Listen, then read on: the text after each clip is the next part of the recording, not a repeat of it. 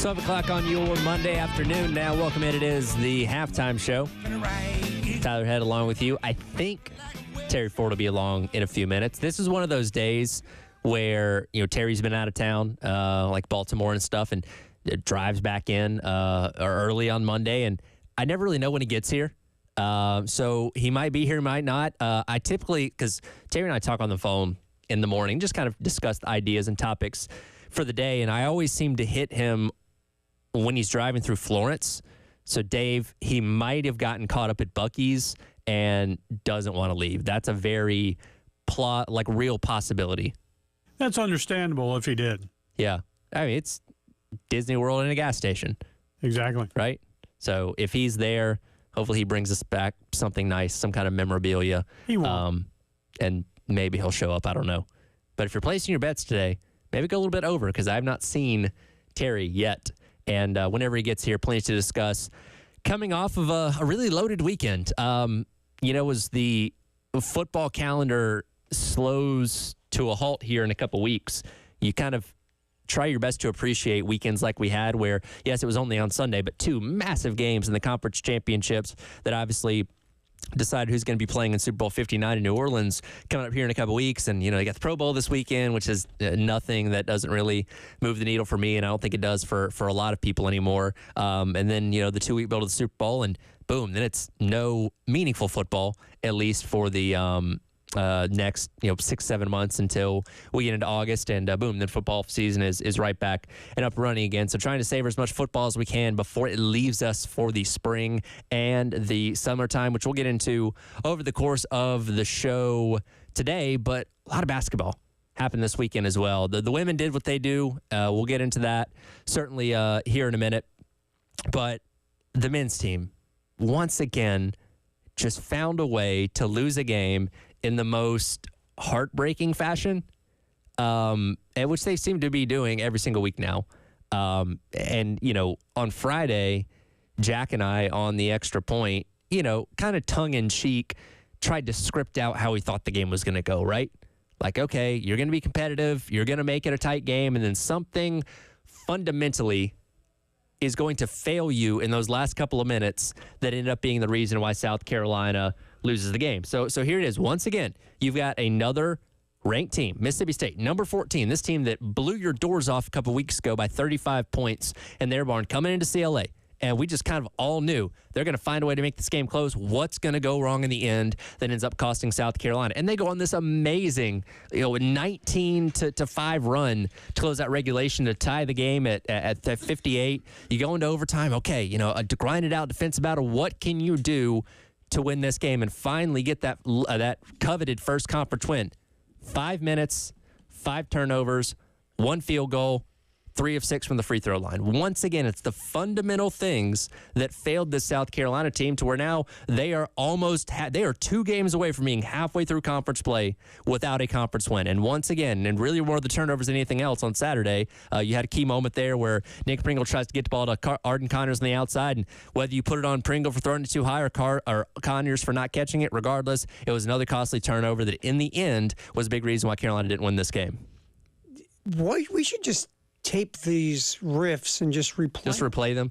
It's the same riff, right? We can record ourselves saying the team name that they played, and just be like, this time against Mississippi State, they turned the ball over. And it's kind of copy and paste. Yeah, David Letterman used to do that. He used to do these apology things. He'd fill in the blank of whoever he's apologizing to, like a Mad Lib. Yeah, exactly. That's what we should start doing for this, because that's what we got. I mean, it's every game: turnovers, missed free throws. Offense goes in a funk, or, somebody, didn't box out, or whatever it is. There's always this list of things that bites them in the backside. Now, you and Jack on Friday? On Friday, we tried to script this. Which way did you guys go? We said something along the lines of, I believe turnovers are going to kill you again. Mm-hmm. And again, that's ended up being the problem. And here's the thing. Once again, your defense played well enough to win. You held a team that beat you, that put 85 points on you 3 weeks ago, You held them to 65 this time, 58 in regulation to make that look even better. And how about your comeback? Exactly. The Again, comeback. I think a lot of people are ready to turn the TV off. In fact, so we were, my wife and I were watching the game, and after the game, we're going to go get some food. And I told her, I'm like, okay, if this isn't like a 10-point game at the under 4 timeout, we can go ahead and go. They go on this incredible run, close the gap. I'm like, all right, we got to stay here for a few more minutes. The and white then, stomach's going. yeah, it really was. And I'm like, I'm so sorry. And then went to overtime. I'm like, I'm really sorry. And this is where you're like, you better win. Exactly. South like Carolina. I'm invested now. My wife's you better give about me to something eat my good. arm. So we had it took about another hour before this thing finally ended. But again, it's just like I kept using the word frustrating this morning. It's so frustrating to know you're doing something well on one side of the ball, well enough to win. It's the other side of the ball that keeps letting you down. Well, it's like, to their credit, because I know it's easy to fall into the zero. It's easy because they've got a 0 under wins. Yep. They're the worst team in the SEC. No one's sugarcoating that. They're the worst team in the SEC. But they're the worst team in the SEC, and they've had what? After the first 2 conference games, every game has been there for the taking. You could have 3 or 4 wins, realistically. You could be a 500 team in conference, right? Sure, which right now that could be good enough to get you in. Well, that's the NCAA tournament in the SEC, right? I saw the latest bracketology. Arkansas is being considered. They just won their first conference game last week. Yeah. So think if you were 500 in conference play right now, or a game under 500 in conference play. You would be on the bubble for the NCAA. If not, if you finish 500 in the SEC, this you're year, most likely in the NCAA. This year, definitely so. Yeah. So that's what we're talking about here. This team is missed free throws or a stupid turnover or not boxing out or, just name it, what we've seen. Basket interference. Yes. I mean, they are these little things away from being a team right around the 500 mark in league play. That's what's got to be the most. I mean, it's frustrating, obviously, to the fans. Yep. How frustrated is Lamont Paris right now? Have they taken his shoestrings and his belt? They're like, sir, you can't have that paper. Why? It's sharp. We need that back from you. I mean, they're so close. And to their credit, they're still playing hard, man. They were down double digits to a team that skull kicked them in Starkville. They could have went, screw this, where's the kegger? Yeah. No. They kicked it into gear, tied that game, went to overtime, and then they got into overtime, started soiling themselves all over again. And that's the other thing, too, if you're Lamont Paris, you're like, we just had this magnificent run to get us to overtime. All the momentum's in your favor. And what'd you do? Turnover, missed layup, turnover, I think is the way it went the first 3 trips. Yeah, and Mississippi State only made 1 field goal themselves. They're 1 of 4 in those 5 minutes of overtime, which means everything is razor thin. Mm-hmm. And you didn't do enough. And think about it. If you would have just played halfway efficient in overtime, you win that game. Yeah. I mean, it's just, I'm trying to think of a time where I saw a team that had no conference wins. I'm talking about any conference, and be this close to being a 500 team. Can't think of it. And it's one thing if you're just getting your doors blown off by 20 and 30 every single night. You say, well, you know what? This team's not that good. Mm-hmm. It sucks, but they're just not that good. They're not going to be competitive. But, man, when you see the pathway every single time against, and this isn't nobody teams, number 2, number 5, number 14, you're right there, and you can't get it done. It's just like bang my head against the wall. Mm-hmm. What's it going to take? It's the same stuff. And that's the other thing, too. It's like, are we not learning from our mistakes? And they're not. They're doing the same things. I mean, look, was the offense, at least you had your point guard back. I mean, yes, obviously helped. Not 100%, but you had your point guard back. It flowed a little better. Yeah, until it didn't.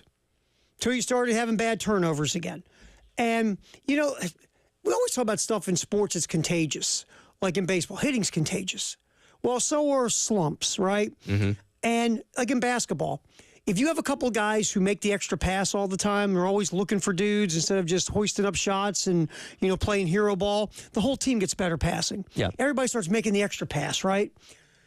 But I think if your team starts turning it over all the time, it almost feels like that invades your squad, and now everybody's turning the ball over.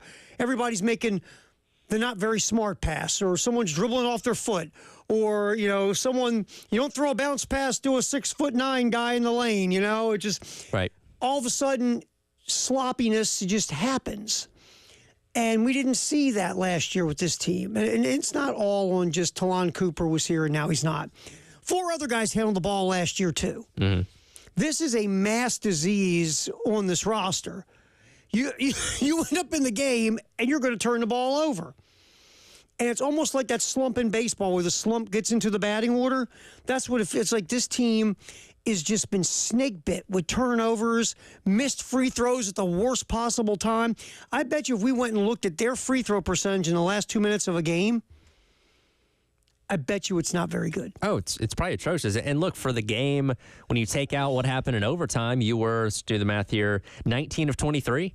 Very efficient from the free throw line. But again, when it really mattered, when you needed those critical points in those last 5 minutes, you couldn't get it done. No, it is frustrating. And I know that, no one's making excuses. Trust me, we're sitting here, they're the worst team in the SEC. But the worst team in the SEC could be 500. Yeah. That's how tight their games have been. And I guess the question we keep asking it, when do they break? I mean, when do you, because you would figure not this one, but the one before at home, Sure. when you got the double-digit lead on Florida and you hack it up, you figure that's the breaker, right? Yeah. No. They're down. They were down double digits to Mississippi State and came back and tied that game and forced overtime. There's been no quit at all. We can sit here and say, if you want to say they're not very good, fine. You want to say they're not very this or not very that, fine. But one thing you can't say, they're still grinding, man. They haven't given up, and you give credit to Coach Paris. I know he lofted a lot of praise at CMB after the game for being a vocal leader through this stretch. So they still believe, and they're still playing. And the law of averages tell you at some point they're going to be able to break through and get one of these games. You just don't know when. Now, Georgia's been scuffling. Yeah, Georgia's on a skid themselves. They just got whooped by 30. Doors blown off by Florida on Saturday. They blew a 20-point lead against Arkansas. Here's your opportunity tomorrow night in Athens. I don't think it's going to be as raucous of a crowd as it would have been a couple weeks ago. So here you go on a silver platter. Can you get it done? Can you get this one? A team that's scuffling and stumbling, and they're in a funk. Really, you know what's funny? South Carolina's playing better basketball than Georgia right now. Yeah, but Georgia's got conference wins. Yep. And right now is, I think, a 10 seed being considered. So here's your chance to pull a W, and then you can breathe. Yeah. Because you got an I know it's on the road, but that's not like you said, that's not like no one's going to list playing in Athens as one of the 10 toughest environments to win a college basketball But listen, game. every road trip is tough in the SEC right now. That's why these top teams are having tough times coming to CLA. So you never know. Again, you can't let opportunities pass you by because as soon as you get past Georgia, A&M, Kentucky, Mississippi, here comes Florida again, LSU. All right, that's a manageable game. But Texas, Missouri, Arkansas, Tennessee at the end of the season. It doesn't slow down. If you can go in and hopefully the crowd isn't that crazy in Athens because of the 4-game losing streak, and maybe you go in there and you play the way you've been playing and Georgia plays the way they've been playing, guess what? You might bag a win. Yeah. So we'll see. And again, does that save your season? No, but it's something. Gives you, it gets that 0 off your win column. That's a good feeling. That's a good feeling. Absolutely. So it was a crazy, another disappointing game for the men. The women, that was a nice grinder. We'll get into that next as the women's basketball team, the Gamecocks, they took out LSU at CLA on Friday. That place was rocking. Late arriving crowd, once they got there, it was pretty crazy. We'll get into that next. It is the halftime show. David Ayers punching the buttons. Tyler's here. Terry Ford, we go till 3 on the game.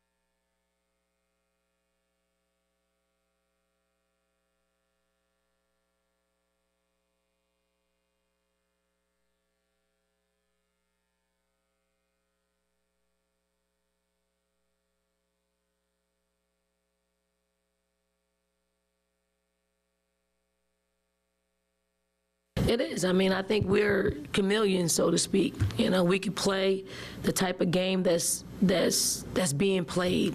I thought we were forced to play a certain way tonight, and it was just the gravity of the game. It was it was necessary for us to win this game. The implications of the SEC standings, the NCAA tournament, like all of those things matter. And we could say it's not a big game, but it's a big game. It's a big game come March when we're playing in the SEC tournament, when we're playing in the, when the NCAA committee gets together and see us winning this game. There's Dawn Staley post-game after the win over LSU, and it was a rock fight. It was a grinder, and these are the kind of games, and look, we've watched this, these are the kind of games you have to win in the NCAA tournament. Not every game is going to be up and down the court at your pace that you want to play, where you're just, you're fast breaking someone to death, you're getting steals in the open court, and Fulwali's throwing behind the back passes, and everybody's going, no, there's going to be games that are going to be a grind. And that was a grind on Friday. But South Carolina, they got control of that thing. And once they did, you didn't really feel like LSU was going to get them. But it was back and forth there for a while. Look, that first quarter was played at a breakneck pace, both teams scoring left and right. And, at that point, you think, okay, well, this might be kind of one of those back and forth affairs that goes the rest of the way. They went on that quick little 8-0 run, I believe, in the second quarter, and kind of gained control then, obviously held LSU to single digits in that quarter, and then it was just kind of a rout from there. And again, it's only a 10-point game, but they kind of managed the lead between like 7 to 10 points the rest of the way. Never really lost control, never really lost grip. Now again, they got out rebounded, got beat on the glass 51-39, but they kept forcing LSU into tough shots, which is what they did against Texas a couple weeks ago, and a team that many people thought like LSU was going to be a good matchup for South Carolina, and they forced them into bad shots. Again, they kind of beat them at their own game in a lot of ways, and once they got control, as they do quite often, never really felt like they were going to lose it. And we talked about on Friday before the game was Johnny got it. At some point, I thought just because the Gamecocks are so much deeper. Yes. And when you're running Fulwali and Edwards and Johnson off the bench, nobody in the nation's matching that. No. And I just figured LSU's not deep. And my thought process was the wave of players that South Carolina can run at the Tigers eventually was going to wear them down. And once South Carolina got control of that thing, and with that run, and then, they held the margin. It wasn't by 20 or anything, but they held the margin. And again, you're going to play games like this. And a lot of this roster, we forget something, a lot of this roster cut down the nets last year. Mm-hmm. They know what's up. Yep. They know they have to win these kind of games. Almost all the roster did, minus Cardoso and Joyce Edwards. I mean, it's just, this is a team that's very experienced. They went through all this. They know these are the kind of games you're going to have. And you're just going to have to grind through it. As a lot of times these games will start fast, like you said, and then they just start to grind as they go because defense ramps up. Shot selection might suffer. All of a sudden, that easy shot in the first quarter is not as easy anymore in the fourth quarter. And South Carolina, to their credit, it's a possession-by-possession game. And to their credit, they squeezed better possessions out than LSU. And they got the one thing Dawn's teams do. Look, last year it was fun watching this team run up and down the court and score points on everybody. But at the end of the day, when they were really ready to win the whole thing is when they really locked down on D. Mm-hmm. And they lock down on defense. When they lock you down on defense and they force you into bad shots or rush shots or take you out of your rhythm or out of your balance on offense and really make you work, that's when they get you. And, because the offense hasn't been as good as last year's offense.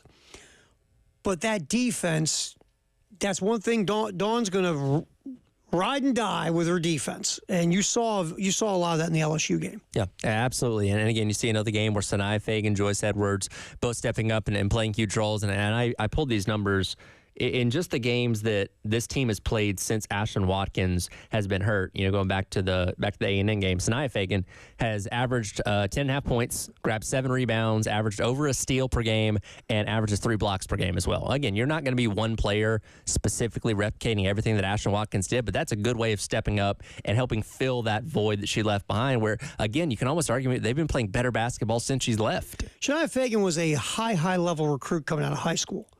So, she has been, I'm not going to say she's been an underachiever because they just had so much talent at South Carolina.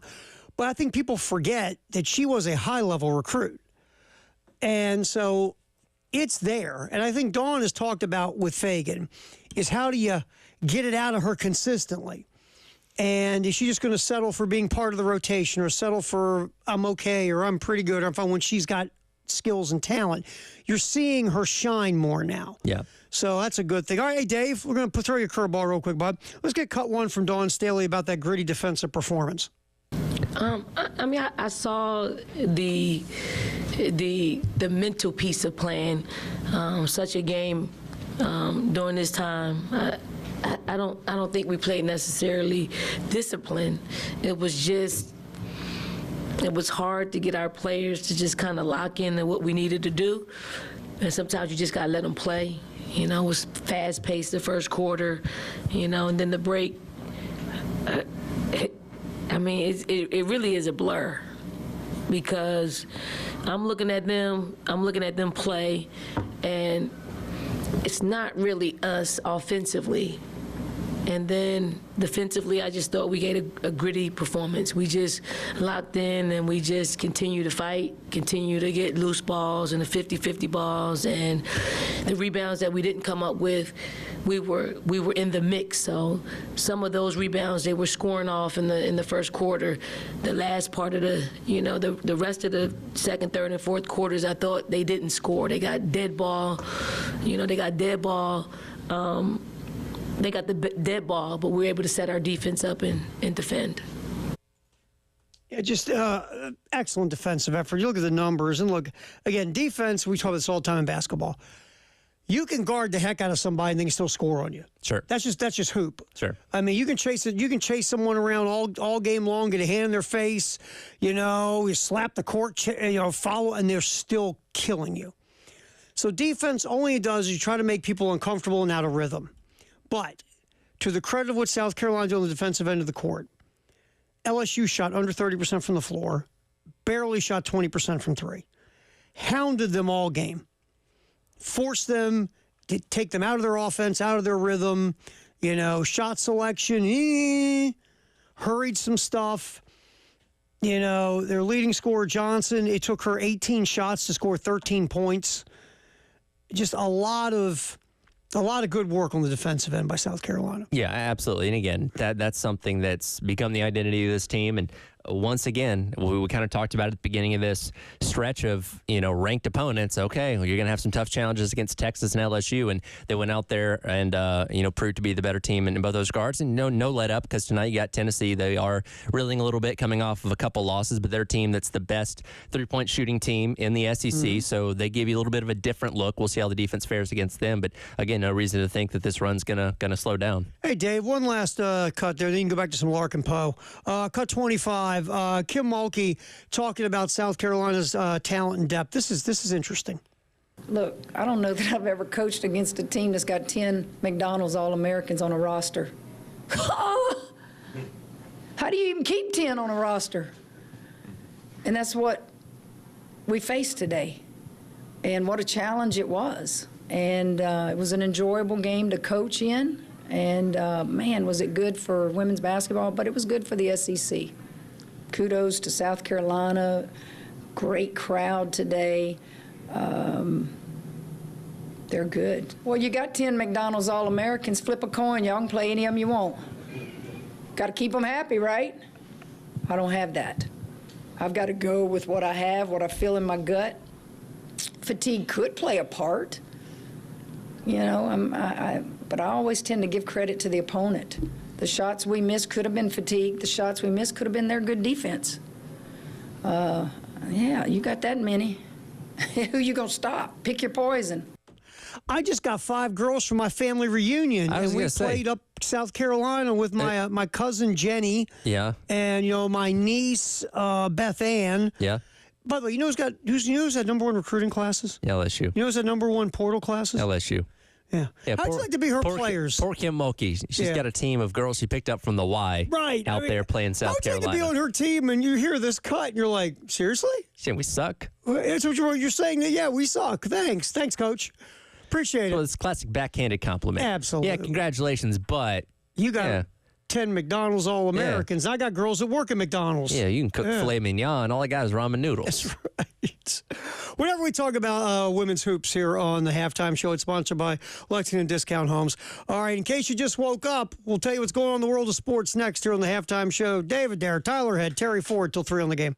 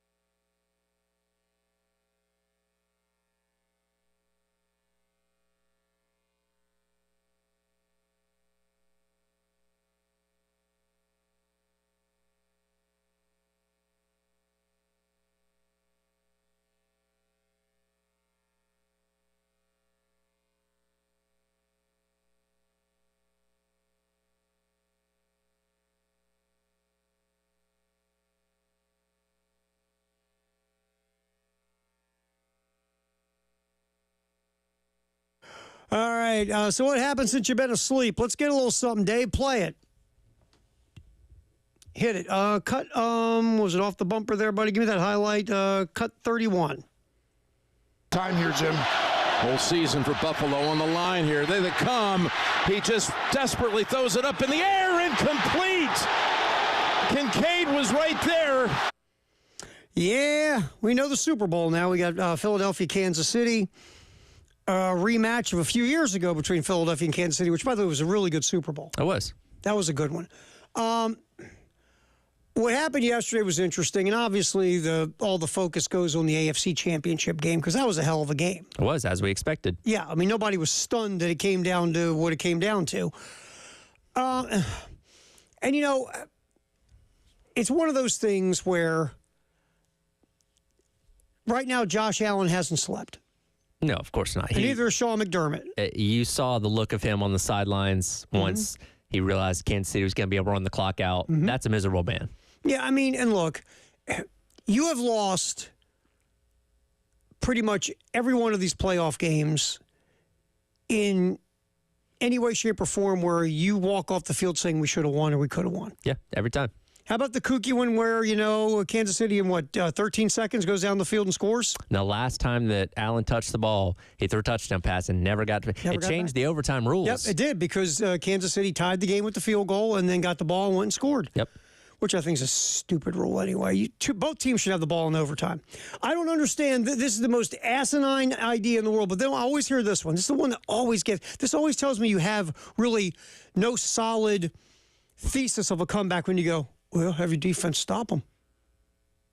That's what you got for me? Stop them. Okay, thanks.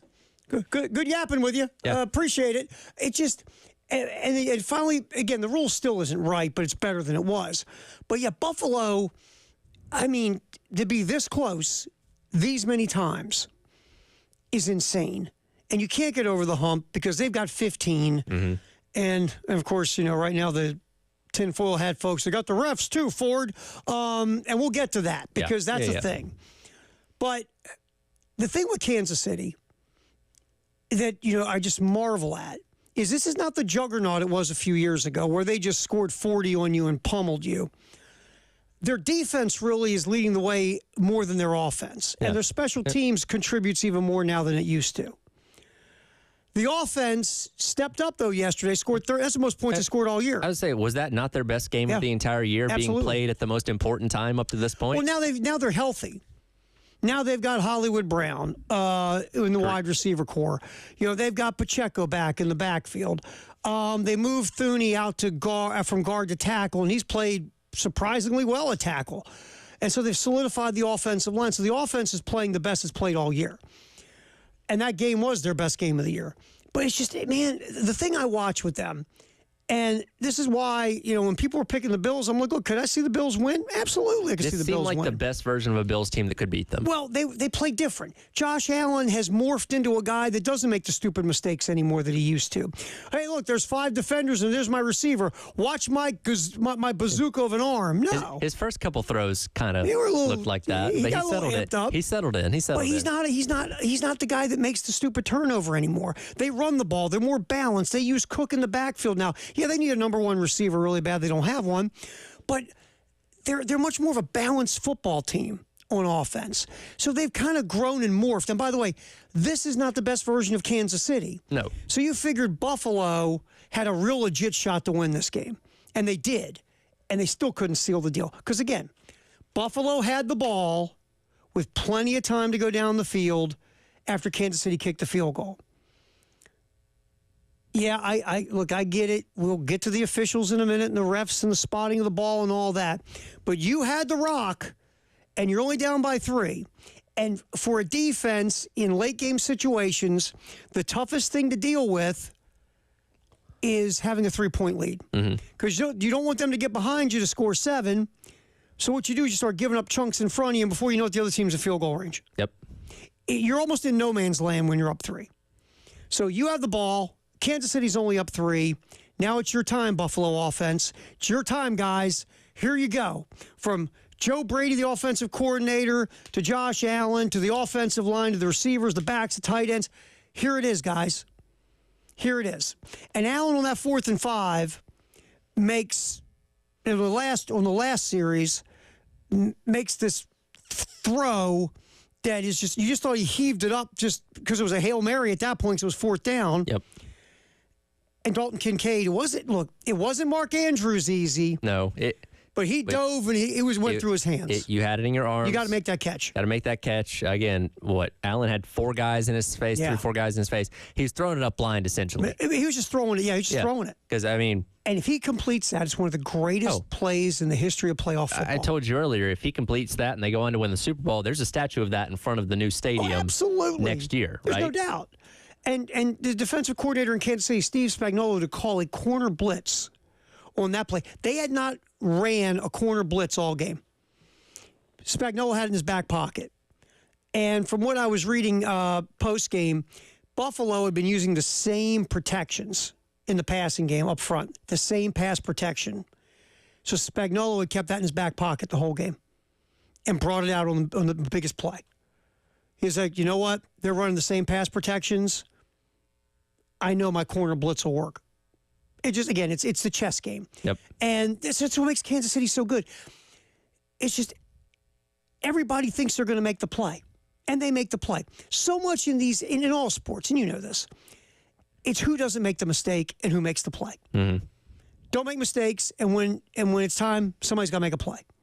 That's what Kansas City does. Buffalo, Dalton Kincaid didn't make a play. He just didn't make a play.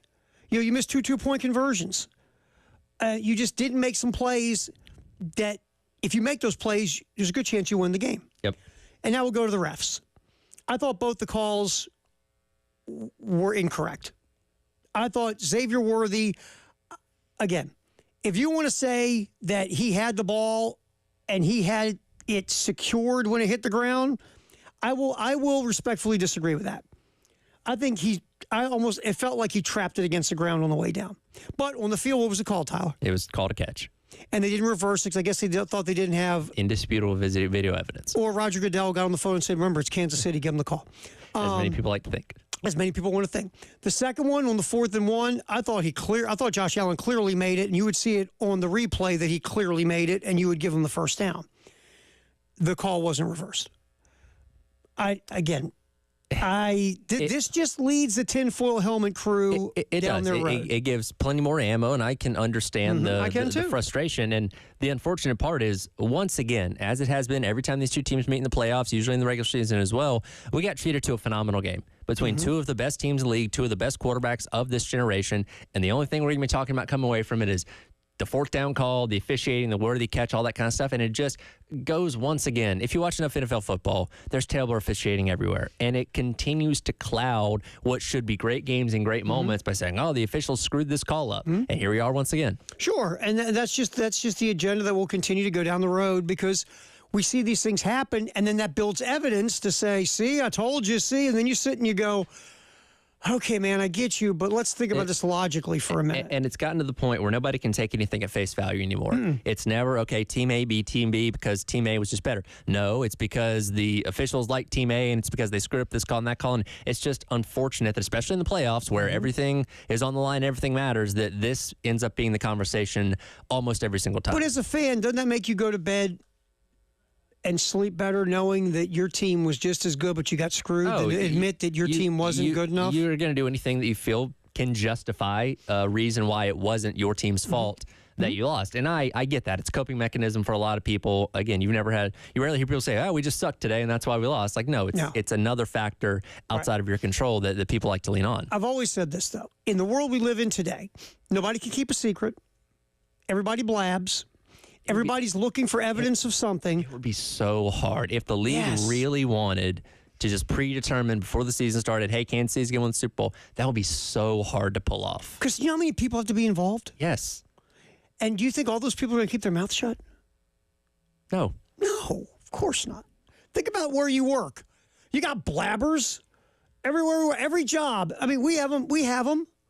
Everybody's got them. Yeah. Hey, did you hear what happened? Were you here earlier today when this thing happened? There's no way you can keep a conspiracy this big under wraps. I don't think so. No, you just can't. All right, halftime show on the game.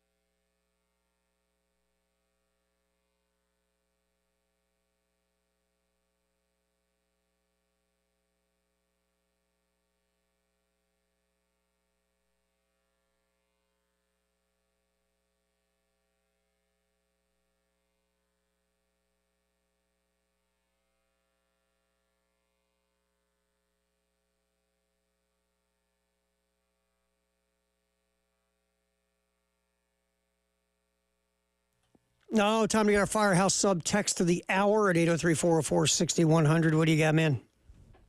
Yeah, Andy says, the only reason I went to the game is because I got free tickets from the Gamecock Club to any game. I picked Mississippi State at the beginning because I thought they're supposed to be bad this year, and I thought this would be a game that Carolina could win. Yeah, They were in position. They were right there, man. They're right there. So They were right there, just like they've been right there multiple if times. that was your one game, I apologize. Yeah.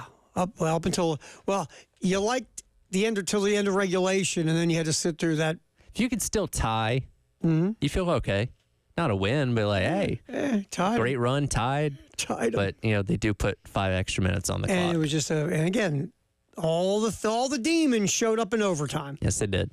for South Carolina, and they end up getting another L this time at home against Mississippi State. I mean, you've seen these. I mean, just it's going down that road you and I always talk about, because so much of this is from the neck up, especially when you've got talent all over the place, and it comes down a lot of times to in between your ears. And it's just that stuff. Once it starts happening, the snowball starts, and you go like this. Here we go again. Here we go again. Here we go again.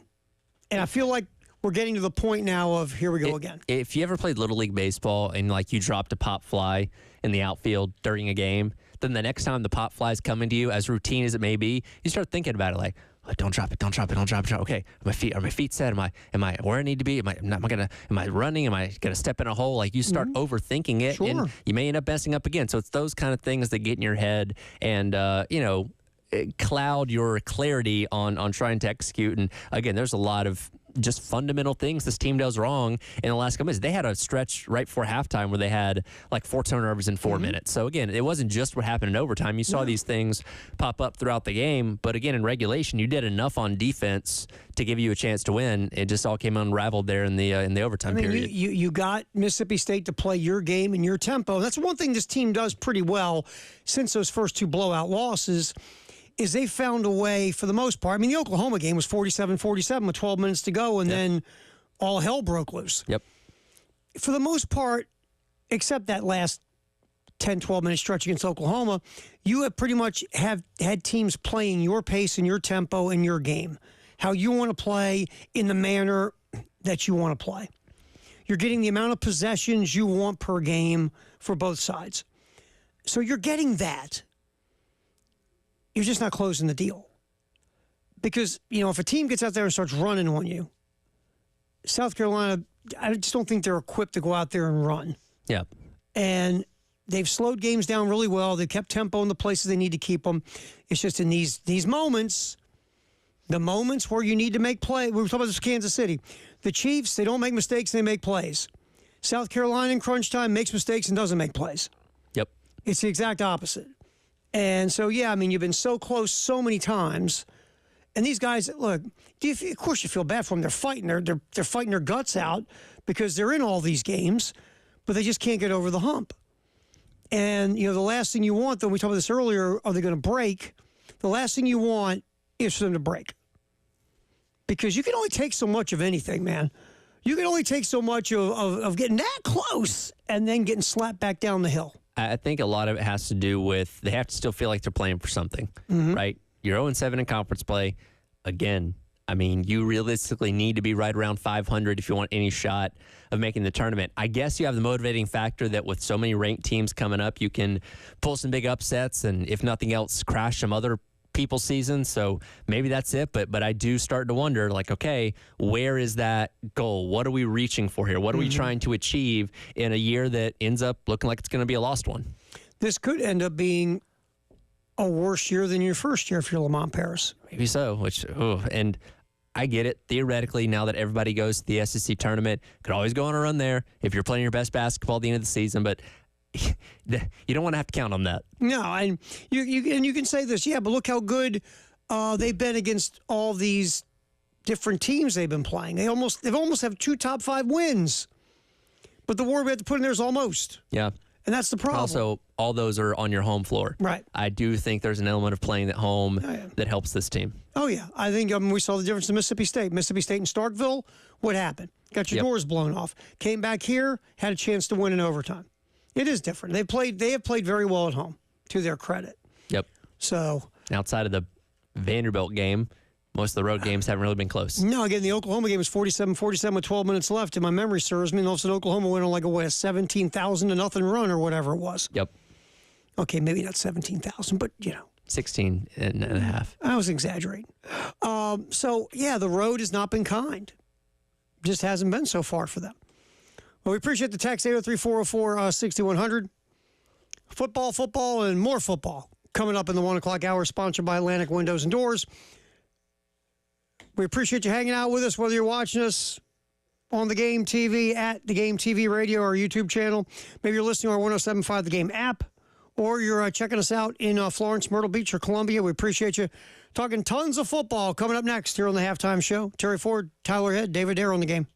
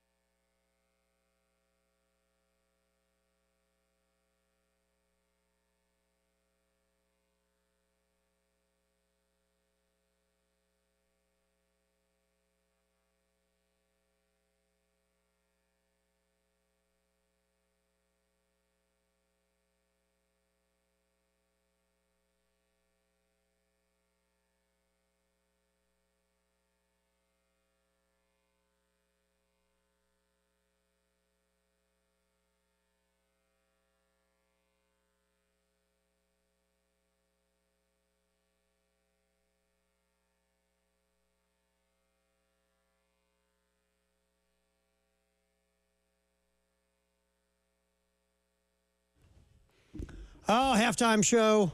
David Ayer punching the buttons to make sure we're on the air. Tyler knocking down peanut butter crackers. Didn't even offer me one. Rude. I got another rude. fact. Well, see, I don't know if you heard it. Dave and I were theorizing you might have got caught at Buc-ee's because when I talked to you this morning, you're making your way through scenic Florence. And, of course, the Buc-ee's is in Florence, so I don't know what you did after that. Funny you say that because I did stop at Buc-ee's because they might have the greatest bathrooms in the history of the world. Very clean. Yeah, they are. Guaranteed. And you get your own little shut the door, it's vacant, and it's phenomenal. There's a stereo in there, recliner. It's great. I kicked back. I took a half-hour nap in the stall at Buc-ee's. I'm walking out, and I took a little gander over to the bacon, egg, and cheese biscuits. So I snagged me a bacon, egg, and cheese biscuit at Buc-ee's. Yeah.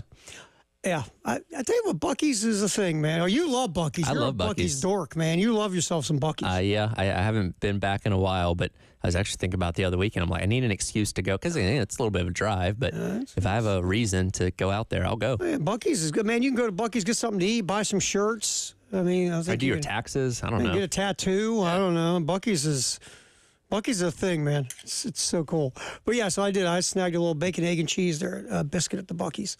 Only $4 or whatever it was. Reasonable. Very good, reasonable. Man. They got so much stuff there. I could sit there and like buy baked goods and all that stuff. They got all sorts of pastries, and I'll tell you what's really good is their brisket sandwich. That is also very good. Very good. I mean, they cut it right in front of you. I mean, they have it cooking. They do. You smell they like have it's the smokehouse is right there. Not the stuff they microwave and put on some bread. Like, no, it's real. So yeah, I did a little stop. Funny you brought up Buc-ee's. Yeah. Hey, when you're when in Florence, That's right. do as the Florentians do. Florentians, I guess. Oh man! All right, so let's jump into some football. 1 o'clock hour, sponsored by Atlantic Windows and Doors. Shane Beamer at the basketball game. Over the weekend. Shane got and obviously the media's smart. They mobbed him. There's Shane. You got microphones? I got a phone. It's got a voice recorder app. Hey, Shane. Shane talked to the media. Let's start with Shane discussing his recent contract extension. Hit it, Dave. Very blessed. So thankful to something Coach Tanner started working on back at the end of the season. It's been a process. Appreciate Coach Tanner and then Jeremiah coming in and jumping in as well. And Dr. Amaritas and Thad Westbrook and the Board of Trustees. Beyond grateful for their trust in me. Emily and my family, we love living here, love this state, love this community, love being a Gamecock, and just really, really excited about that and excited about the future as well. I mean, look, we discussed it when it happened last week. He gets bumped like ninth now in the SEC, I believe. We're right there in the middle, which, again, when you look at success outside of Mark Stoops, makes sense. Yeah, the people in front of him. And again, even Stoops would pump his chest and say, I got double-digit win seasons. And look, he's the longest tenured coach in the SEC, so there's that. But do I think that Mark Stoops should be that highly paid? Yeah. No. Now, again, he's right there on level with Brent Venables right now, which if Venables has another bad season, he may not be the coach at Oklahoma anymore. So Shane might move up another notch. So, I mean, obviously, coming off of a 9-win season, and you did have an 8-win season previously, and you've been to bowl games throughout your 4 years at South Carolina. And we were just kind of, throwing stuff against the wall last week when we were talking about it because, our job is to fill air. And we were like, why the extension now? Is it just to, hey, you won 9 games. We want to show you how much we appreciate you. We want to do a preemptive strike before your agent comes running in to ask for it. Let's set up a new deal. Or was it the agent calling saying, hey, I couldn't sleep at all last night. Why? My phone's blowing up about schools that are interested in Coach Beamer. And also, hey, you just gave Don a lot of more money. Yeah. How about my guy? How about my guy? You got money. Must have money laying around there in Columbia. So it was one of the two. It feels like maybe it was more A than B, that they just wanted to do the extension, get out in front of it. Shane said Coach Tanner started it, and then, the new AD, Jeremiah Donati, finished it. So, again, Shane now in the middle of the pack when it comes to compensation for SEC coaches. All right, Shane also brought up the spring game. We're not far off from the spring game, sir. I know. I guess that's the thing we got to start counting down to now that Super Bowl's still 2 weeks away, but football's coming to an end. Like, all right, the next drop of football-related hydration comes in the spring game. Yes, the spring game. Here's Shane, cut 19, Dave. Talk about the spring game. 18th, you got to pay more attention, David, to the me getting the crowd in a frenzy out there trying to. But the spring game's actually going to be on Friday, April 18th. I'll say that right. Friday, April 18th. Just the way the calendar fell, we're going to do a Friday night game this year as well. That's also Easter weekend. So again, before people complain, we tried to do it on Friday night. I get stuff every year about having it the same weekend of the Heritage down in Hilton Head. So now you can go to the spring game on Friday night, you can go to Hilton Head on Saturday and Sunday, and also as well. But just trying to match it up with, you have a transfer portal in the springtime, we have spring recruiting as well. The off-season program, just the way the calendar fell this year when classes start and when classes finish, that felt like that was the best time to do it. Oh, Shane, stop with that classes stuff. Stop. You and They your go to class. collegiate athlete thing. So it's Friday night, April 18th. Yep. And obviously, we'll be doing the spring game like always here on 107.5 The Game in Columbia.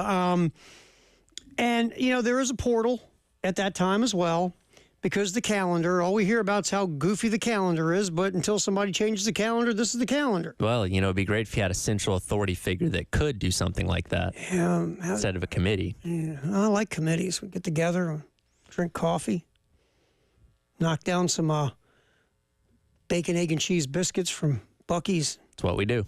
We sit there on that committee and we figure out how we can name another committee to, forward some ideas to a third committee. Who establishes the committee that actually changes things. It's asinine. Don't hold your breath is what we're saying. It's asinine. The calendar needs a change. December is a joke. I thought, again, the calendar also with the college football playoff has got to get tightened up a bit. I think there was too many days between games. We didn't really talk about the ratings. And the ratings, look, you're over 20 million people watching your game. That's fantastic. Good, but it did, with Notre Dame and Ohio State, two of the biggest brands in your sport, it dipped 3 million viewers from a year ago. And, of course, the people who hate any kind of change or any kind of evolution go, see? You shouldn't have done this 12-team playoff, see? So they announced at the end of last week that Vegas gets the 2027 championship game. Yep. January 25th. Think about that. January 25th. Closing out the college football year. And I know college football is in the NFL, and we always have to be careful how we compare college football to the NFL, but there are some instances where you can learn from the NFL. Sure. And to me, you got to find a way to tighten this thing up. It should not linger. The end of the college football season is the end of November, correct? Yes. The regular season, yes. You got conference championships after that, which begin your postseason.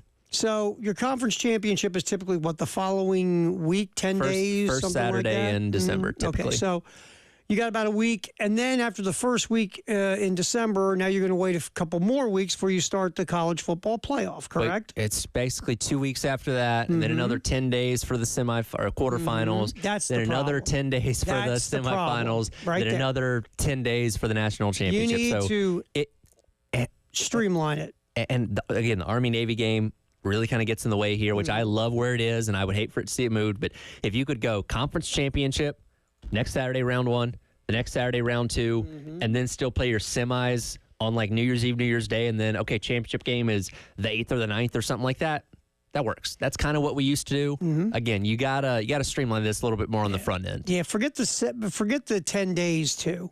Make this 7, man. It's a week. And again, they are trying to avoid the NFL. I know. Because the NFL is the bully in the room that if you go up against them, they're going to squish you. I'm encouraged that apparently Goodell is open into working with them. What that means, we don't know. But, God, if you can get the national championship game on a Saturday. That's what you need. That's what you need. That's your day. The great thing about the NFL is when they get in the playoffs, you got some Saturday and Mondays. But for the most part, it's Sunday. You know the NFL plays on Sunday. You tune in on Sunday, and the last 3 games, the 3 most important games of the year, are all played on Sunday. And if you can work with the NFL, which is what you're going to have to do, talk to the folks in New York and say, look, can we find some kind of middle ground here that we can play some games on Saturday? Hey, we'll give you guys a Saturday window. We'll figure out a way everybody gets something out of this deal. Yeah. And you just have to. because this thing is just stretching out way too long. It's just way too long. And I understand, again, we're in the business here, but even I, at periods of times, beginning of last week, which it's crazy to think it's been a week since the game happened, like, oh yeah, the national championship is tonight or tomorrow night or whatever it may be. Like, it's easy to forget because unlike the NFL, the marketing's not in front of you the entire time. Right. Like, if you're not watching ESPN constantly, because especially as college football wanes to a close, you don't have those ads in your face saying, hey, Monday national championship. In the NFL, it's different. And those advertisements go everywhere. Not the same for college football. Yeah, that's another thing. Market and promote better.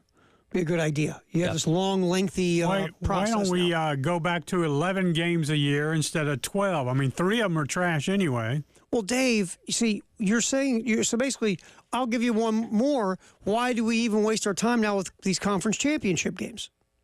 Yeah. The ACC is looking at his playing games, by the way, so which I'm makes more sense to me because why is 1 and 2 going to play if, like, for Georgia and Texas, they're both going to be in. Yeah, Right. they're fighting for a trophy and a bye, but wouldn't it be more entertaining if, hey, Tennessee and Alabama are going to rematch to see who makes the final playoff spot? So we're all talking about how we streamline the schedule. Here's one problem.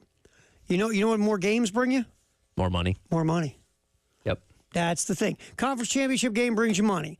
12 games bring you money. And you're right, Dave. So sometimes you're playing like, the Camden Middle School, but they still want to play those games because they get gate and they make money. So that's the issue here now is what you used to do and what you want to do, and now you got all this where you got to figure it out. But the commissioner of college football, That's right. Never mind. We still got time to elect Nick. Yeah, might as well. I mean, Nick's logical, so it probably won't work. Yeah. You can't be wouldn't. logical. They'll get some goofball. Mark Emmert. Hey, he's not doing anything. He's got a lot of money. Our man's in no hurry.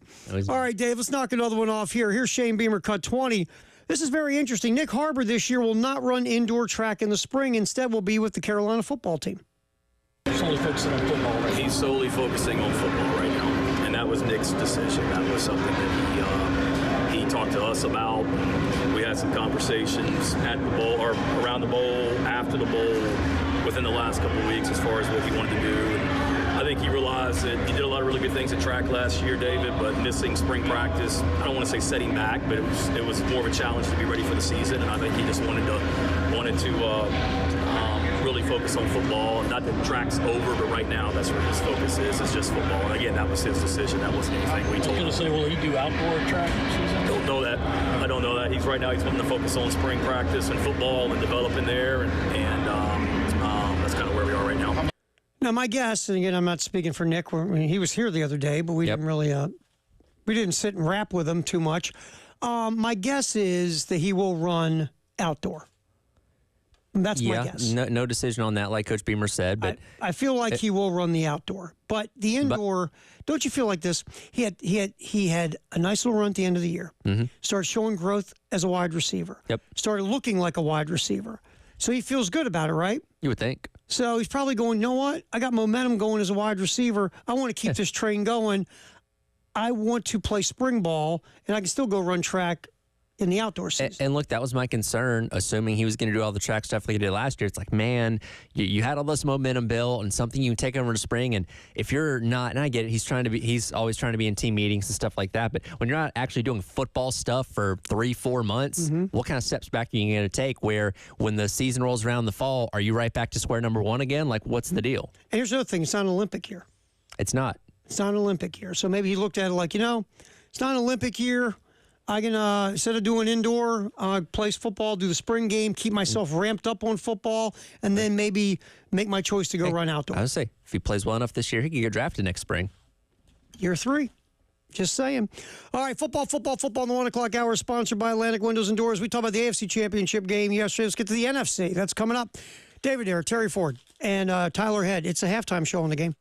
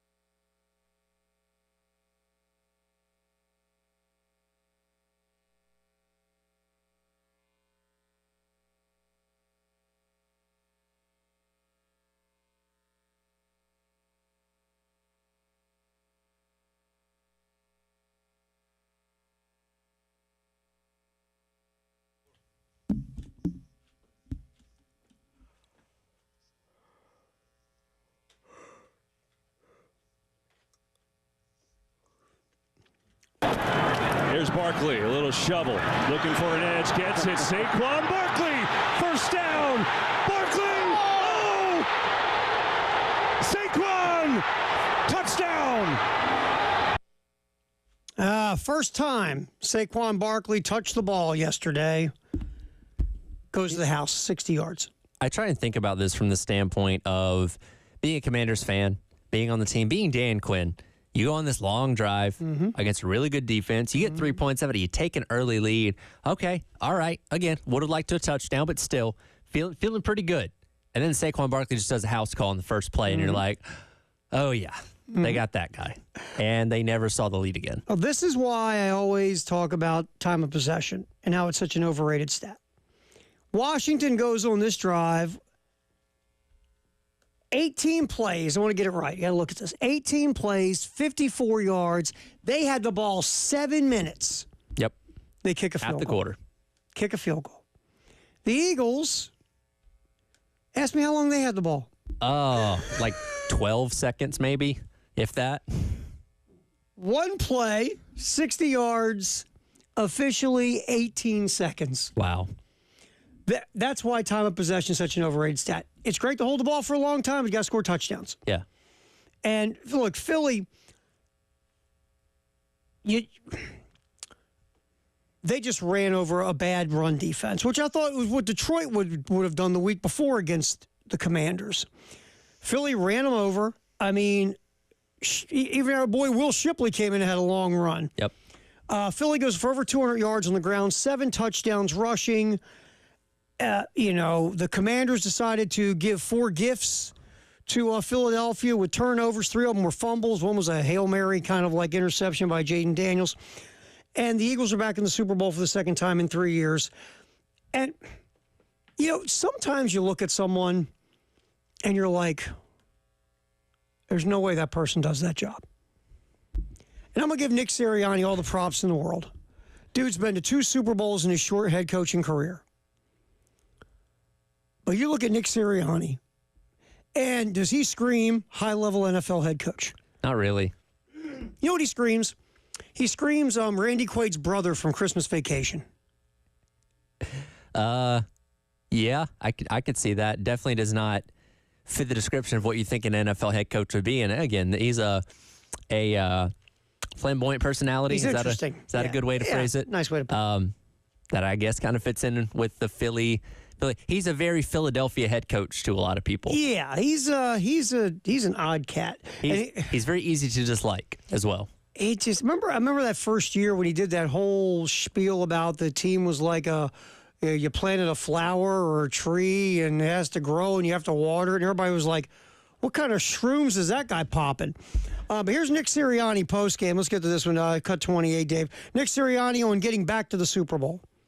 Yeah, this game is about overcoming adversity. There's going to be good plays in the game. There's going to be bad. There's going to be bad plays in the game. There's going to be good moments in the season. There's going to be bad moments in the season. And it's about overcoming and embracing the adversity, because really what we've talked about as a team is like adversity. We've all had to have adversity to be in this moment where we are right now. And so adversity is what makes you who you are. And it's been the story of, the 2023 to the 2024 Eagles is as bad as feeling we had as how last year ended. I think it makes you who you are. These guys are hungry, and we got one more to go. Barkley went for $118 and averaged about 8 yards a carry. Will Shipley averaged 10 yards a carry. Jalen Hurts. He also forced a fumble. Exactly. Hurts had a couple of 3 touchdown runs, short touchdown runs. Yep. And the Eagles, ran up and down the field against the Commanders. But here's what made them so explosive was Jalen Hurts played well. Which I think everybody was questioning his health going into the game. Concussion, got his knee tweaked last week, had the brace on. Like, okay, is this going to be where he's just going to hand the ball off to Saquon, hit a bunch of short passes, and let the playmakers do what they do? Like, no, he legitimately went out there and made plays himself. Which heading in the Super Bowl now in 2 weeks, you got a healthy Jalen Hurts, you got a good chance here. Jalen Hurts this year, it was a weird season. If you just look at some of his numbers, you go, wow, that guy's had a pretty good year. But if you watch deeper dive stuff. He had some trouble making certain throws. He had some trouble recognizing open receivers. He'd hold the ball too long. I mean, there was issues. Obviously, A.J. Brown was losing his mind because he couldn't get the ball to the wide receivers. The passing game had issues. And when you have two high-level wide receivers, a high-level tight end, a high-level offensive line, and a high-level back out of the backfield to catch passes, and you struggle throwing the ball, it comes down to two things, either your OC or your quarterback, or both. Jalen Hurts was phenomenal. He had a couple times he held the ball, but then you know what he did with it? He threw it in the stands. He didn't take sacks. He didn't try to make something that wasn't there. But he got the ball out quick a lot, Tyler. He was accurate. He made that touchdown pass to A.J. Brown was sweet. I mean, if Jalen Hurts plays on that level in 2 weeks, the Eagles could be holding a Lombardi. Because if Hurts is playing like that, how do you stop Saquon Barkley? Exactly. You're no longer one-dimensional. And look, the Commanders didn't have a great run defense coming anyway. So theoretically, if Barkley just ran over them, he could have potentially willed the Eagles to a win. But obviously, Kansas City can hurt you in multiple ways. They got a great defense. And if you have an Eagles offense that is dynamic outside of just Barkley running the football, then this could be a very interesting game. Yes. I said this to a buddy of mine. I said, if Jalen Hurts plays the way he did against the Commanders, Eagles can beat the Chiefs. He plays the way he did against the Rams, the Chiefs won the Super Bowl. Yep. And look, Saquon Barkley's going to get his in some way, shape, or form. Now, is he going to run up and down the field on the Chiefs? I'm not saying that. I don't know. We'll find out. The Chiefs. Look, he can run for 100-plus yards, and you'll be fine. Yeah, and Philadelphia, if they can't throw the ball, you're still going to be in a rock fight, and you're still going to have issues because if all you got Saquon Barkley, and you're going up against the Chiefs, that could be an issue. But going back to this game, I'll tell you, look, I know that the Commanders lost, but Jaden Daniels still.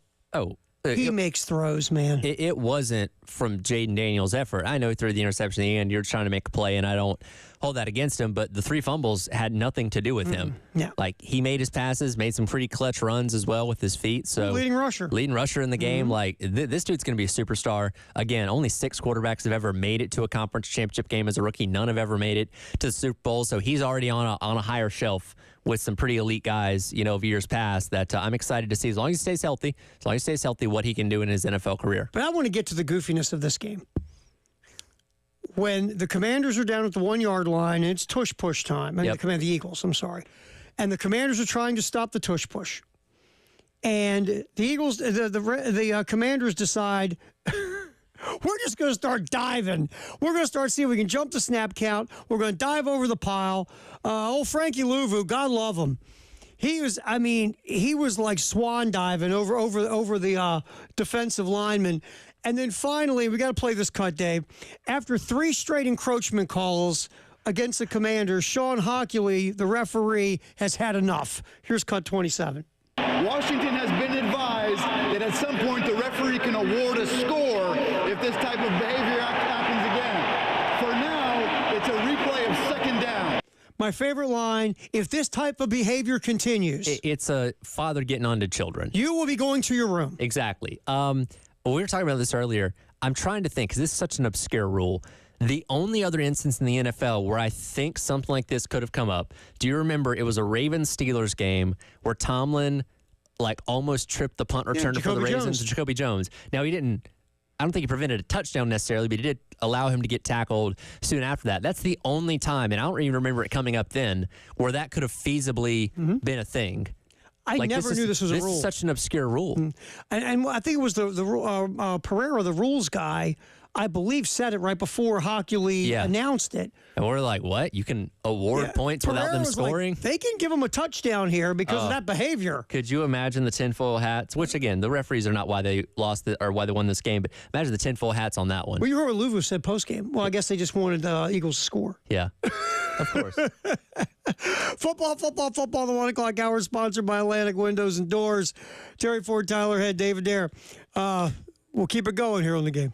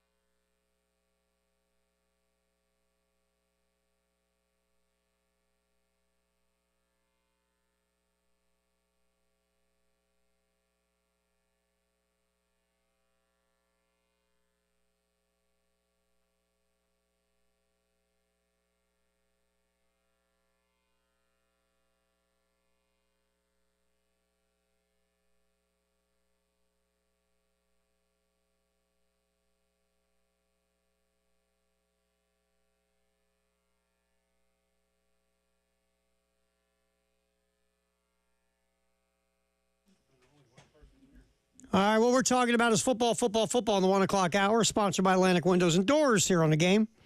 David Ayer punching the buttons. Tyler Heads here. Terry Ford, appreciate you hanging out with us here on the game. All right, before we get to more football stuff, because, hey, Dallas Cowboys hired a head coach in the most interesting way. We'll get to that here in a minute. But a couple of things going on here. Let's go through this week. Tomorrow, Gamecock Central will take over the Firehouse Sub on Forest Drive here in Columbia with Tyler and Chris and Wes, 9 to noon. I think Jack will be out there as well. Jack Veltri, Chris Clark, Wes Mitchell, Tyler Head, the whole crew from 9 to noon taking over the Firehouse Sub on Forest Drive in Columbia. I might have to go over there, Dave, just to make sure everything's running smooth. You know what I'm saying? Yeah, I can't blame you for that. I mean, you never know. You want to make sure everything's fine, everything's going well. You just want to go there and, just check in. I mean, I'm probably going to do that a little bit after the subs come out. Good time. It's just going to be a coincidence. I'm planning my coincidence about 11 or 11:15. Just going to go make sure things are running smooth. So that is tomorrow. Then Thursday, Friday, it's our first winter indoor golf tournament, our first Pro Swing Golf Classic. 3-day event, January 30th, 31st, and February 1st. That's Thursday, Friday, Saturday this week. $150 to register a two-man team. Bookings available 8 a.m. to 8 p.m. You can play any of that 12-hour window on Thursday, Friday, Saturday. Food's included from Bonefish. You can win $1,000 for first place, $750 for second, $500 for third. Plus, we'll be drawing Gamecocks baseball season tickets. All you got to do is register, and you're automatically qualified for the season tickets. Just call 803-528-1617, 803-528-1617. I'm telling you, I don't even play golf. That place is cool. I just going to go hang on the couch and eat Bonefish Grill food. So that will be Thursday, Friday, Saturday. We will be there Thursday and Friday at the first annual Pro Swing Golf Classic. Did the security find you after we were there the other day when you were sitting on the couch? Yeah, it was a little uncomfortable. The taser, I'll show you the taser mark in the break. Yeah, I believe you. Yeah, I'm good. It was not good. Keep your clothes on. It's not pretty. It's not pretty. So, hey, nice tattoo. Now it's a taser mark. Yeah, so I won't be repeating that again. So that's, again, this Thursday, Friday, and Saturday. We'll be there doing our show 6 a.m. to 6 p.m. on Thursday and Friday for our first annual Pro Swing Golf Classic here on the game. I notice y'all don't let me go to these things. Is that because, you want to make sure that people coming in have food because I might eat it all? Well, we're jealous you're going to beat everyone at golf, quite frankly. Yeah, Oh, not a chance in that. A guy from the Golf Channel tried to teach me how to play golf. How'd that work? No, we think you're, what is it called?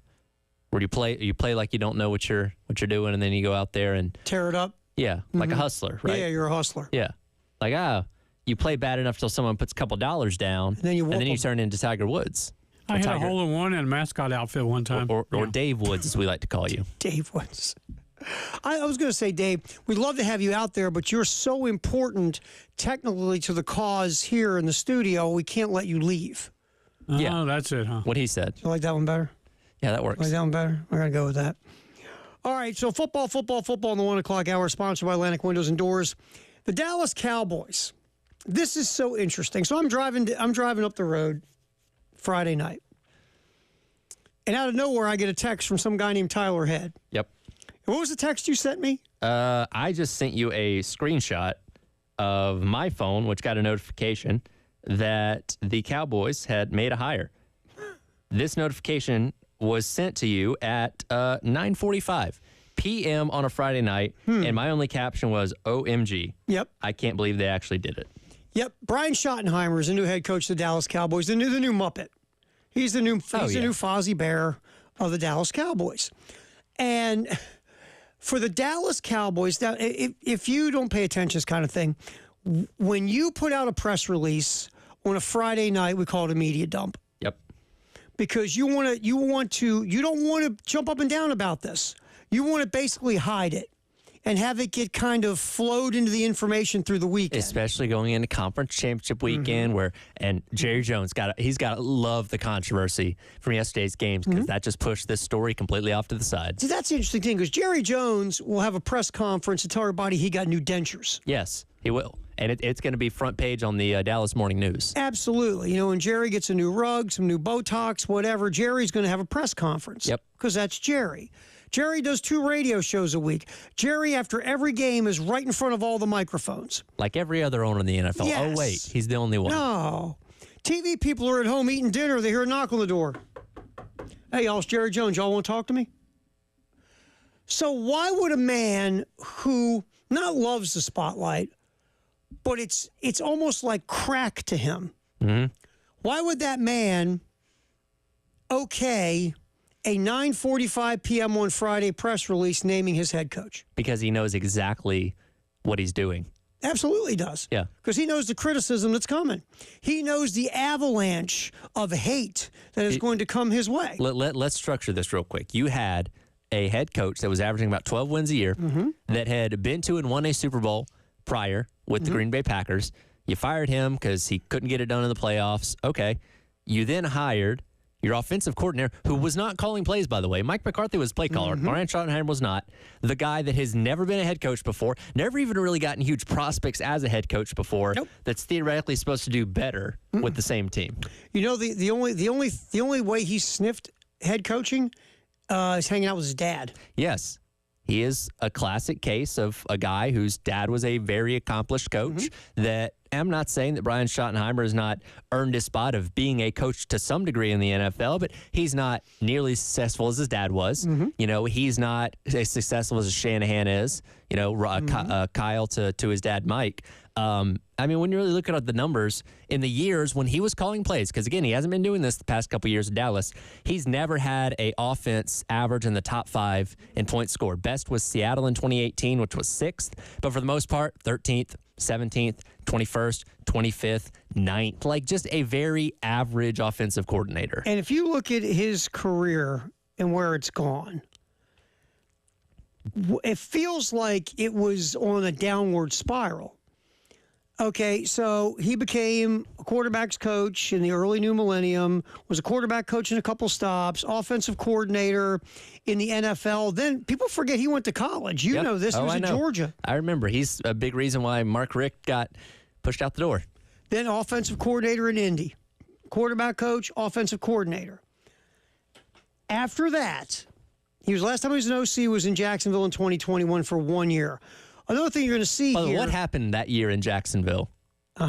Yeah, exactly. Exactly. So he shows up in Dallas as the quote-unquote passing game coordinator for a year. Then he becomes a coaching analyst. Then he's the offensive coordinator because Mike McCarthy needs somebody to, put all of Mike McCarthy's game plan on an Excel spreadsheet. Yeah, make the binder for me. And then do me a favor, go get me a coffee. And I need a foot rub. So this is where Brian Schottenheimer's career was kind of going the wrong way. And now he's head coach. And now he's head coach of the Dallas Cowboys. And we know why. We get it. We understand it. Again, and probably right now he's getting fitted for Muppet Strings somewhere in Dallas. Oh, he's perfect fit. And he is. He's a guy that's just going to, oh, my God, I'm a head coach. Oh, God, thank you, Jar. Thank you, Jar. I love you, Jar. Thank you. And Jerry can control him, tell him what to do, and he's just so happy to be one of 32. Yep. He's going to just be okay with being a doormat for Jerry Jones. Sure. That's who Jerry Jones hires. And look, could the whole world be wrong and Brian Schottenheimer become a genius? Sure, anything can happen. But his track record doesn't tell you that. No, what tells you is he's a guy that, he was, you know how this goes. Dudes will get into the matrix of interviews, right? And there'll be a couple year span where a guy interviews in a bunch of places. But if he doesn't get a gig within that couple year span, he starts to fall down the pecking order. Yeah. That's Brian Schottenheimer. You have your hiring window. Yeah, and his hiring window was long gone. And I don't even know how real it was, to be fair. By the way, he's 51 and never really sniffed a head coaching opportunity. He wouldn't have one if it wasn't for Jerry Jones. How many other folks were reaching out to Brian Schottenheimer for a head coach? Which is what makes this so crazy. Like Kellen Moore. Yeah, which we thought that was perfect fit. Former guy, former OC. The Jones family loves him. Like, yeah, that's totally going to be. Nobody was even thinking about Brian Schottenheimer because, again, he wasn't even calling plays. But it was so funny. When it first happened, I'm like, there's no way they're going to hire Brian Schottenheimer. Not even Jerry can be this loopy. No, he's this loopy. Yeah, he is. And he's hiding it because he knows what's coming. He knows the avalanche of criticism that's coming his way. All right, Firehouse Up, text the hour coming up next, 803-404-6100. Football on the 1 o'clock hour, sponsored by Atlantic Windows and Doors in the game.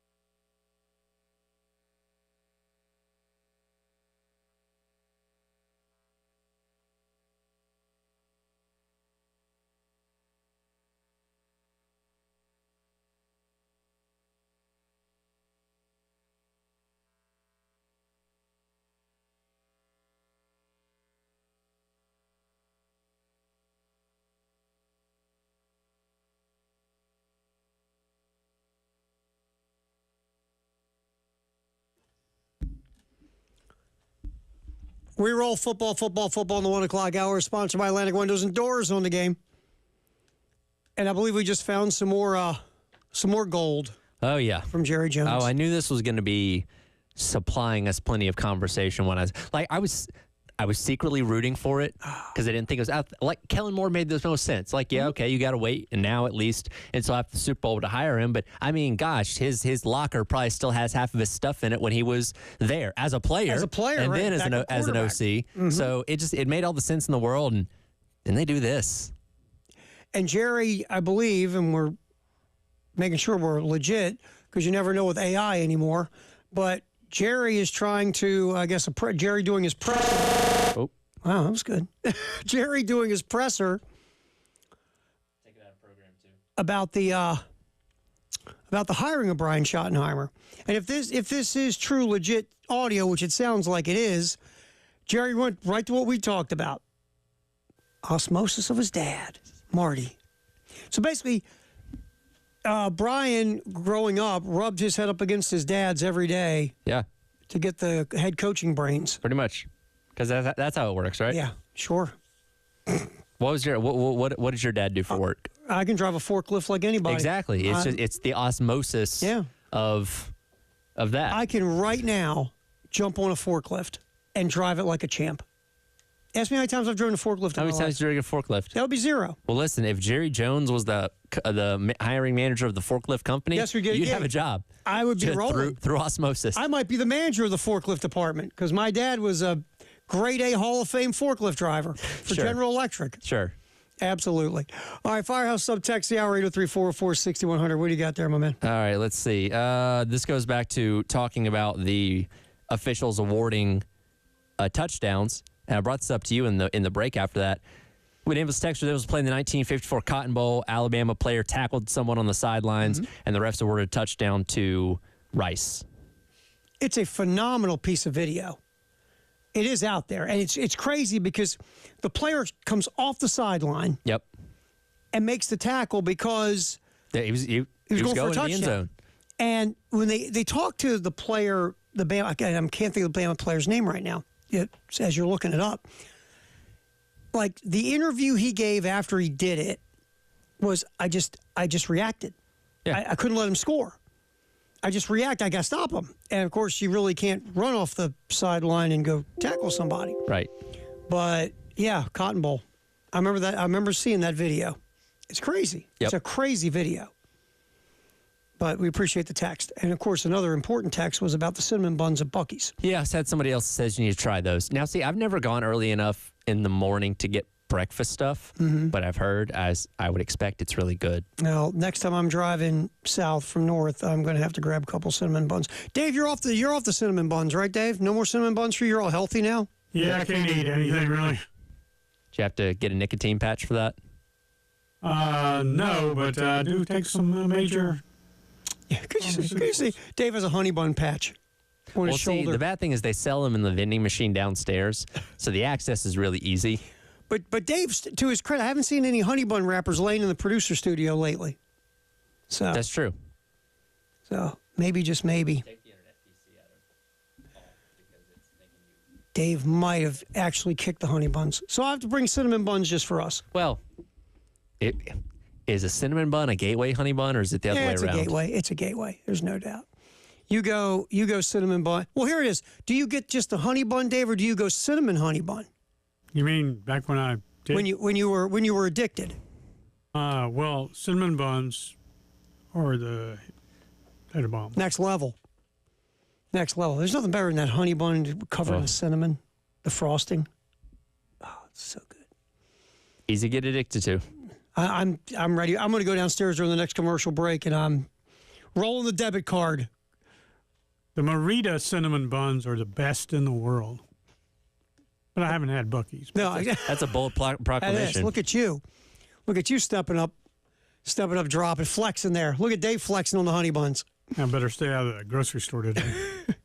So I'm going to have to get I'm going to have to grab a couple cinnamon buns next time coming back from Buc-ee's in Florence. Appreciate the text, like always, 803-404-6100. Going back to the hires, I mean, obviously Brian Schottenheimer comes off as the worst hire. I mean, that's an easy one. That's just Jerry being Jerry. Can Pete Carroll succeed in Vegas?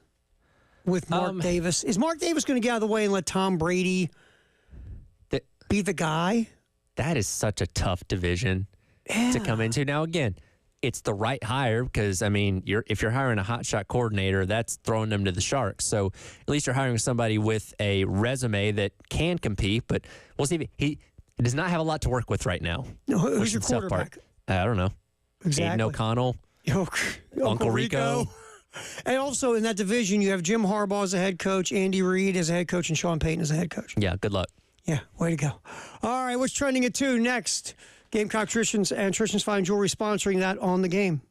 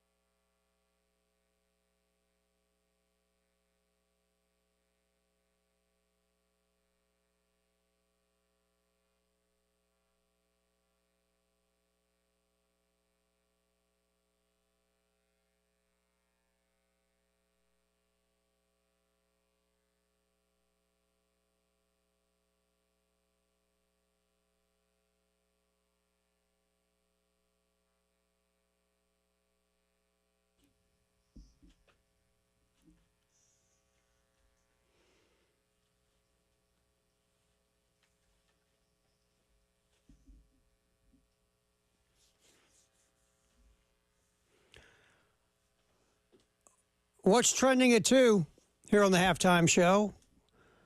Tyler Head, Terry Ford, David Ayer here on the game. And obviously what's trending at 2, sponsored by Gamecock Traditions and Traditions Fine Jewelry. We're doing a cool little contest with the folks over at Gamecock Traditions.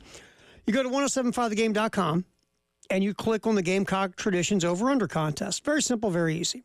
You pick the over-under of the week. You pick over or under, obviously, and you could win Gamecock Traditions gift card. This week, it's Colin Murray Boyle's over-under 8.5 rebounds versus Texas A&M. What do you got? Over-under? Probably if I turn my microphone on. There you go. I will go under. Under? Go under 8.5. I'll take over just for fun. So that's it. It's that simple. You go to 1075thegame.com, you click on the contest on a little flippy thingy, or you can go to Gamecock Traditions website and play the game as well. So, again, Colin Murray Boyle's over-under 8.5 rebounds versus Texas A&M. That is the Gamecock Traditions over-under contest for the week. All right. We're going to get to some more Shane Beamer. He was at the basketball game over the weekend. We're going to hear a couple of cuts from Shane. But before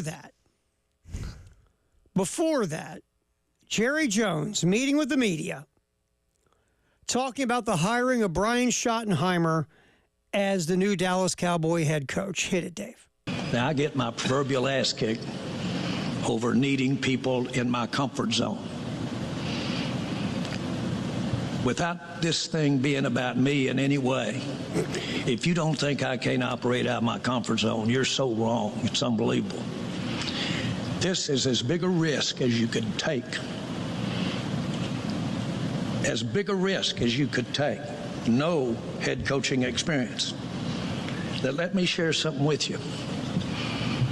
With all of that, you've just heard him reference his osmosis, his family. Anybody in this room that doesn't believe the apple doesn't go far from the tree has missed it someplace down the road, especially if there was an effort to make it that way, and there was an effort. But then you go around to the countless numbers of coaches that Shotty has served on staff with and been around, the countless players. How often do you have someone that has 25, I'm going to say 25, it may be 26, of years of working through the human relationship and working, aspiring to learn, have his ears and eyes wide open and looking for techniques and looking for things that make coaches better? He's officially lost his mind. I would have to say so.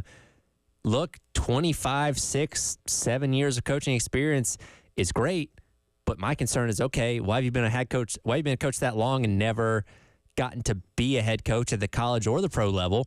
Well, there's something wrong here. Uh-huh. It's great that you're a people person and you know that your dad was a successful coach, but what does that mean for Brian? Is his dad is passed now, or Marty has passed, I believe, right? Yep. So you know what relevance does that have? Well, to be fair, I mean, Brian, what were the other head coaching offers he had this year besides the Cowboys? That's pretty much it. Is that it? Yeah. Okay. Look, we know what this is. I love Jerry. You know, not to make this about me, now I'm going to make it about me. Yes, very much so. I love that. That was one of my favorite parts of that. Not to make this about me, but now let's make it about me. Look, we all know what this is. Jerry Jones wants to hire a dude he can control, and that's what this is all about. That's why you hire a Brian Schottenheimer and a Dave Campo and a Chan Gailey and even Mike McCarthy. Mike McCarthy wanted to get back being a head coach. But this is what Jerry Jones does. And Mike, I say this, look, Mike McCarthy, because he was the head coach of the Dallas Cowboys and they didn't do squat in the playoffs, is looked at as some kind of boob. This guy, up until this past season when he was handed a plate of fertilizer for a roster and then had all these injuries, dude averaged 12 wins a year for 3 years in Dallas. Yep. The only other head coach to do that in Jerry Jones's tenure was Jimmy Johnson. Yep. Mike McCarthy's a good football coach. I'm not saying he's level one with the Hall of Fame greats. It's a good football coach. You kicked a good football coach to the curb to bring in a guy who has never been offered a head coaching job. And that's the thing. If you had, let's just say McCarthy had just fallen apart. In the past 2 years, they had gone 4-13 and 5-12 or something like that. It's okay. This thing's a dumpster fire. You know, we need to go out there and do something different. Mike McCarthy's not working out. But again, you're a good team. And, you know, the injuries and stuff this year obviously knocked them back a little bit. But like I said before that, averaging 12 wins a year, you just fell apart when it came into the playoffs. What makes you think that Brian Schottenheimer with the same ingredients is suddenly going to, A, be better in the regular season, and B, figure out how to win in the playoffs? From what I've heard, the reason Mike McCarthy parted and Dallas parted company is Jerry Jones wouldn't give him a long enough deal. But again, if you're going to give a guy like a one-year deal, now there's a rumor it was a one-year deal. What is that? Yeah. How does your locker room get behind the coach with a one-year deal? I mean, you already got a circus for a culture anyway, because all the players, when you get to Dallas, you know, they give you a new cell phone. There's only one number in my Rolodex, Jay Jones. Yeah, that's all you need. Yeah, that's it. You're fine. Everything goes through me. Exactly. I mean the culture. and S. Jones, to be fair. Yeah, he's starting to get a little run. Hey, you guys related at all, by the way? No, not at all, because apple doesn't fall far from the tree. Well, that's the Stephen Jones osmosis, you know, to be the GM or president or whatever he is of the Cowboys. It's very clear he got that from Jerry. This thing is just it's such a joke, unless you're a Cowboy fan. And I'm starting to feel sorry for Cowboy fans. Oh, I am too. I know a few, and they are. I actually got the clip of Jerry Jones by scrolling through and seeing one of my friends who is a Cowboys fan. Like, I can't believe this. Oh, it's like, okay, growing up in Baltimore, we never have cared for any DC sports teams at all, especially their football team. We enjoyed watching them wallow in the cesspool of Daniel Snyder forever. Yes. But the last few years, it was almost like I'm starting to feel sorry for you. Because as long as that guy is the owner, you got no chance. Which, by the way, the second he's out the door, well, look what they're doing. What a difference. Which he apparently is. Did you see the article? I didn't get a chance to read it yet. I've got it tabbed. He hates it. He's Did you read it? Upset by it, which I'm like, good. I love it. Good. I hope you cry yourself to sleep at night. Doesn't that show you the petty human being he is? Yeah, totally. He can't be happy for all those people. He's mad because it wasn't him. It wasn't him. Yeah. There's a reason why it's going on now. And Danny, by the way, you're sleeping on hundreds of millions of dollars that you basically got for being bad at your job. Apparently, Joe Gibbs had to force him hey, no, please sell the team, because he was apparently getting cold feet at the last second. Oh, he did not want to sell, because again, this was his childhood dream was to own the Washington football team. That he ran like a, hot dog stand. Exactly. And now I'm starting to feel sorry for Cowboy fans. As arrogant and as obnoxious as some Cowboy fans can be, I'm starting to feel sorry for them because they got no shot.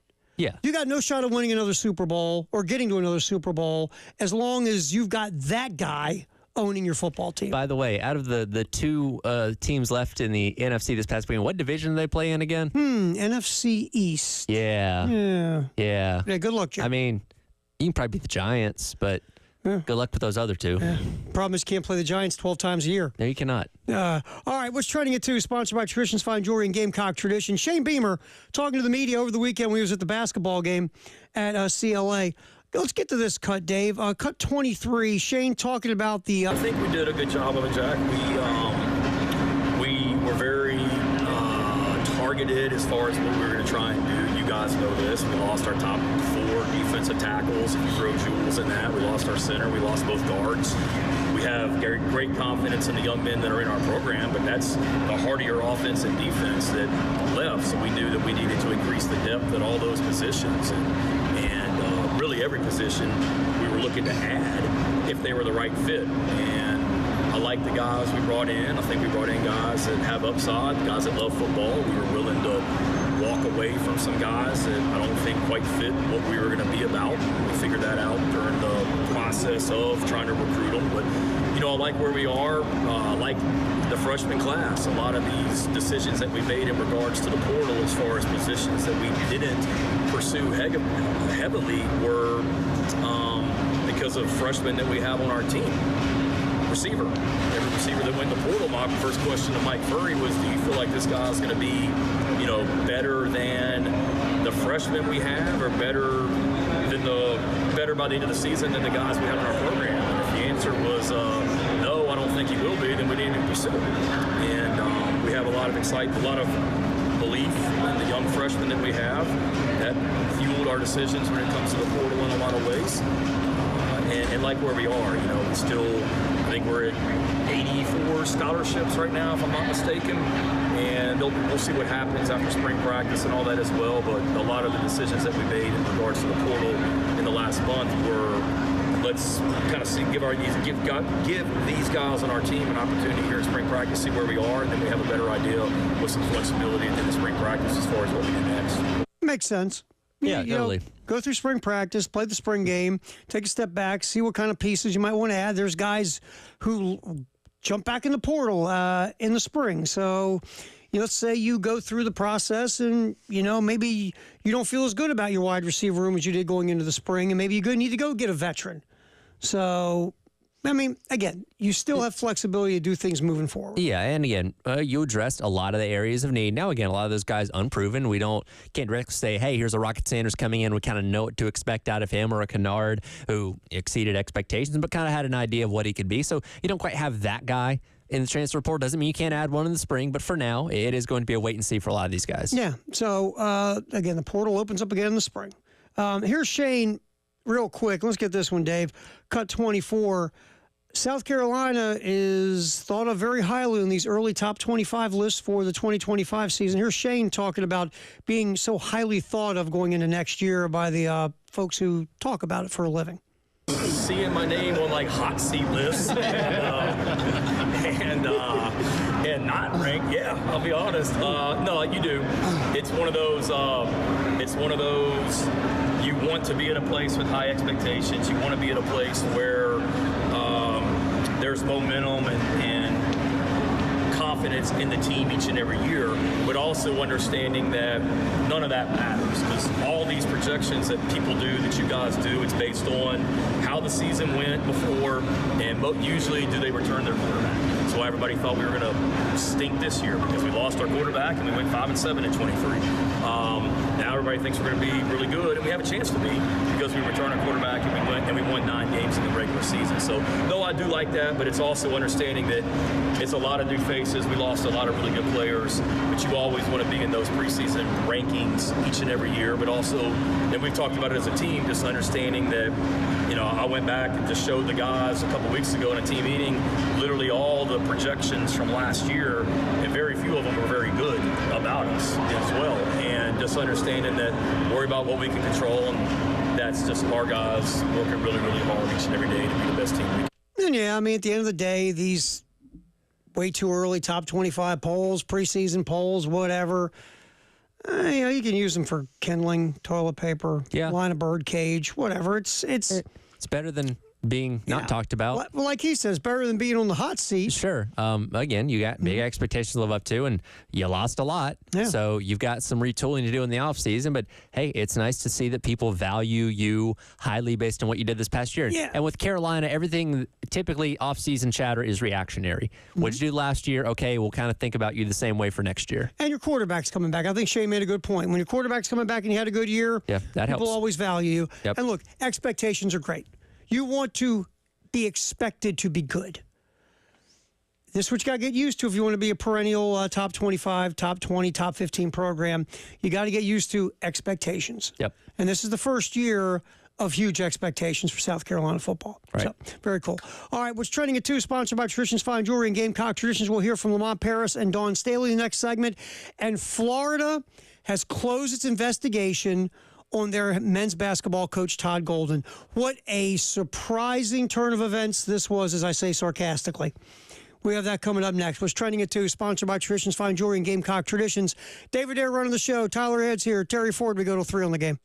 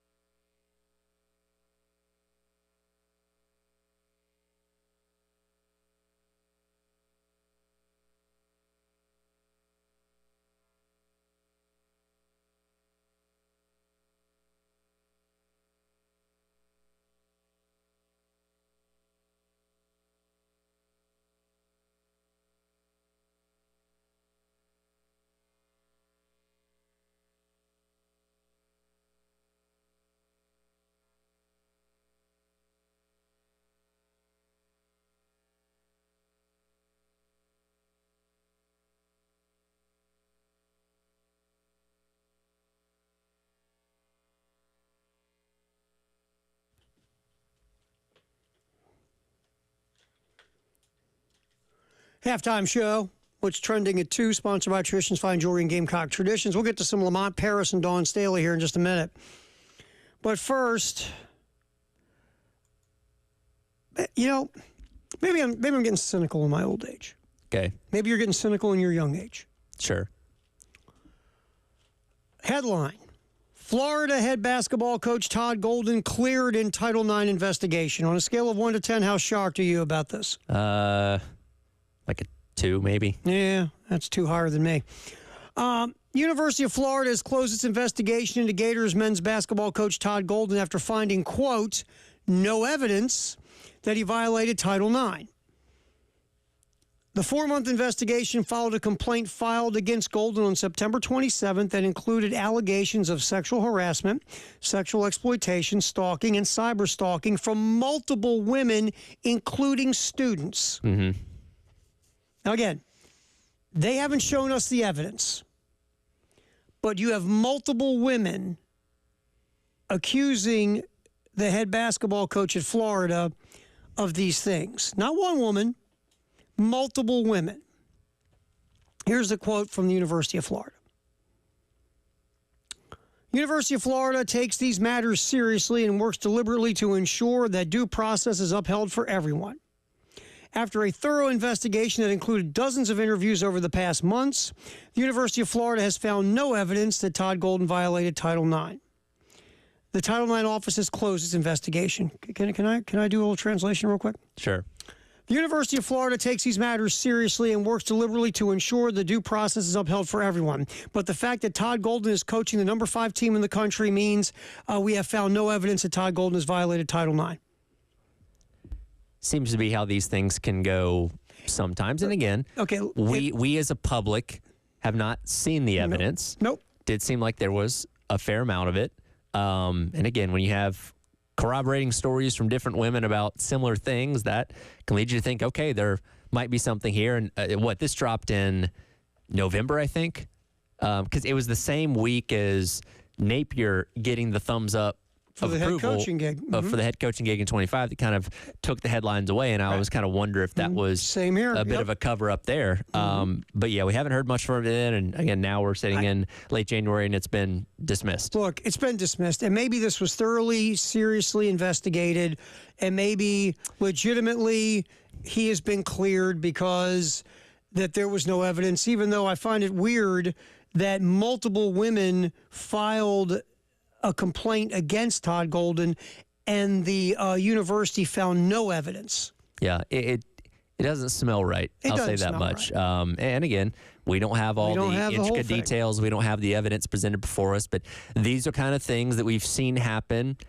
a lot in sports, that the success that you're having can kind of gloss over some other not so great things that are happening off the field or court. Let's say, because this happened right when the season was starting. Yes. Let's say Todd Golden is, let's say Todd Golden has Lamont Paris's record right now.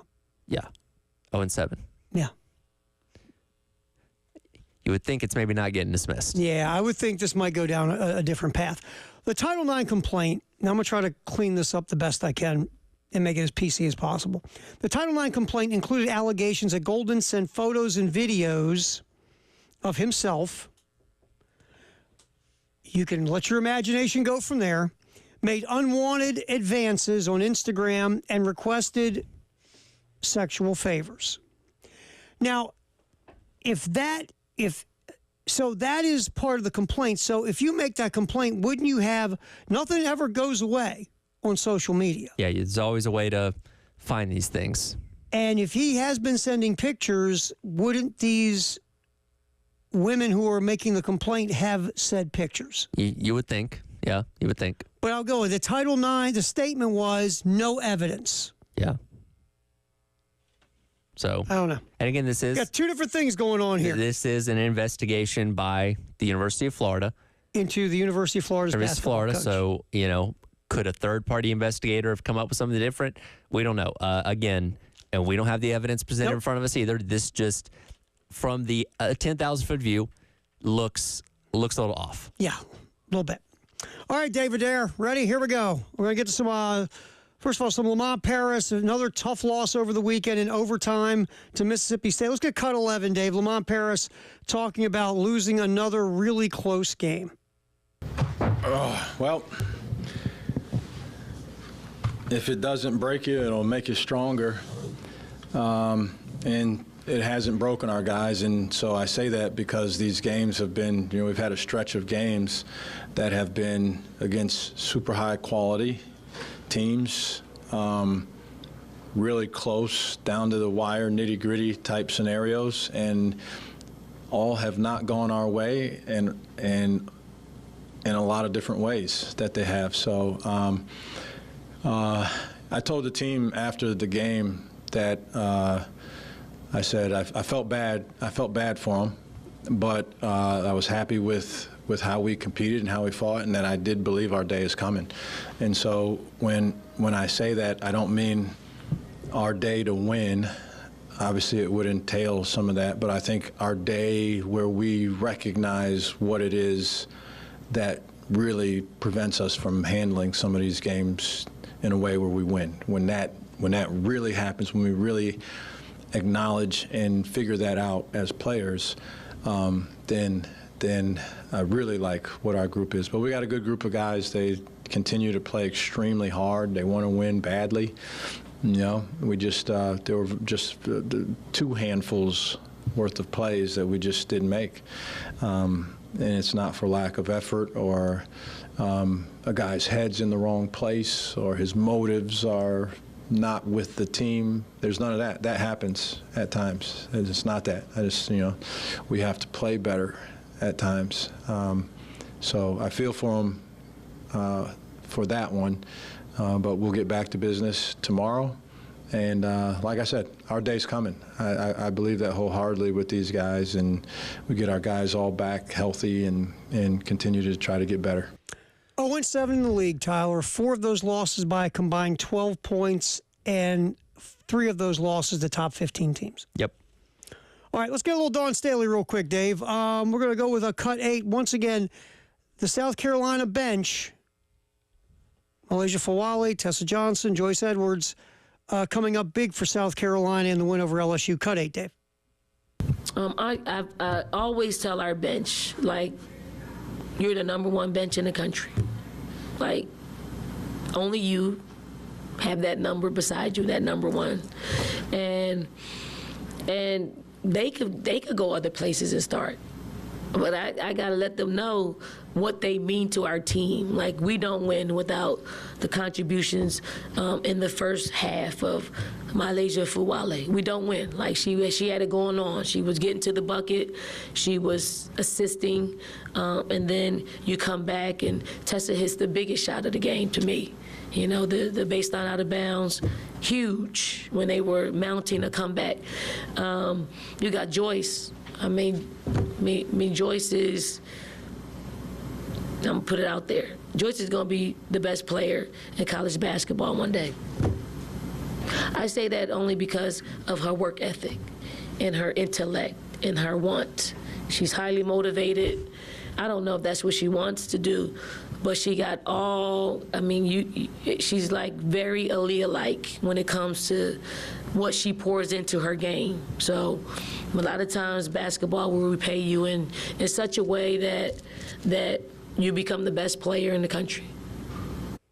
Okay, leading scorer on the team is Joyce Edwards. She come off the bench? She does. Second leading scorer, Malaysia Fawali. She come off the bench? She does. Fourth leading scorer is Tessa Johnson. She come off the bench? She does.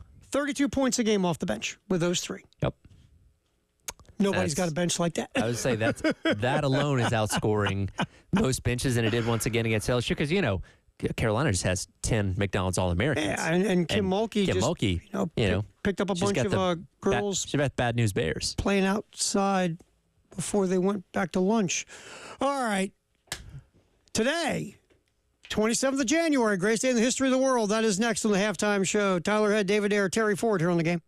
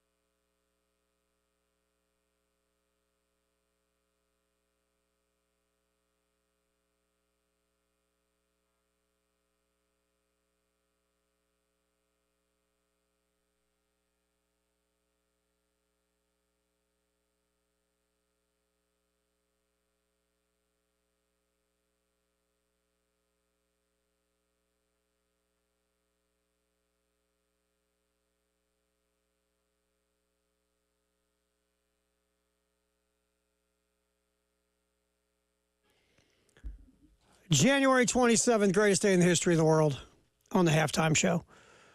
David Ayer punching the buttons. Tyler Head, Terry Ford as we roll till 3 here on the game. All righty. Old school, 1937. Tris Speaker and Cy Young are elected to the Baseball Hall of Fame. How many votes did they get? They weren't unanimous because you can't be unanimous because Babe Ruth wasn't unanimous. You know what's funny when you go back and look at the numbers of like old school pitchers?